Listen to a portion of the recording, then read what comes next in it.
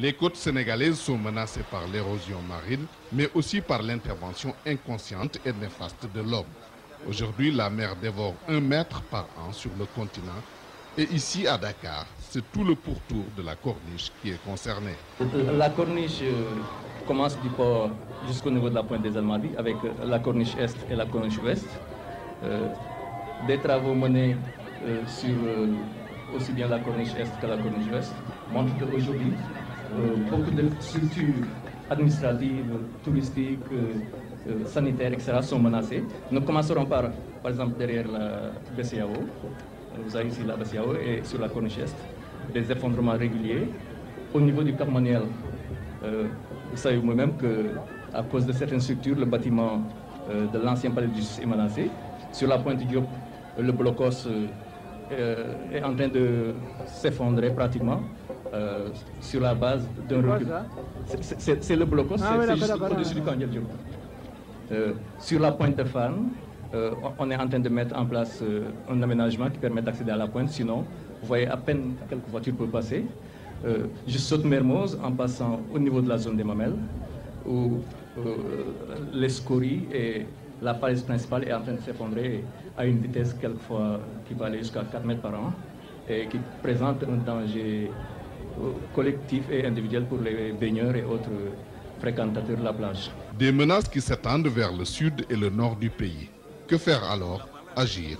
Agir vite. Moi, j'ai récupéré 300 mètres de côte à la résidence présidentielle. C'était le même phénomène, près de la côte. C'est le même phénomène. Oui. Là-bas, c'est terrible. Mais je crois que peut-être il est plus important ici. Mais là-bas, on s'est réveillé un matin, on a vu une fissure qui est partie de la mer, presque à quelques mètres du pavillon. Et nous avons fait un système de protection. Alors j'aimerais que les techniciens aillent voir ça. Ils ont une expérience, c'est des compagnies en Roumanie qui ont une expérience sur ces phénomènes similaires à la mer Noire et à la Delta. Toute la côte du Sénégal. Oui, j'ai vu. Même demain, si vous voyez ici ces blocs du béton avec une forme tout à fait particulière, les stabilopodes les appellent. Une forme spéciale pour... Nous les appelons des tétrapodes. Oui. Les stabilopodes, les on a expérimenté même sur le Danube, quand on a construit le barrage sur le Danube, et on l'utilise à la mer Noire, où il y en a des phénomènes, des érosions aussi assez larges. Ils sont plus stables.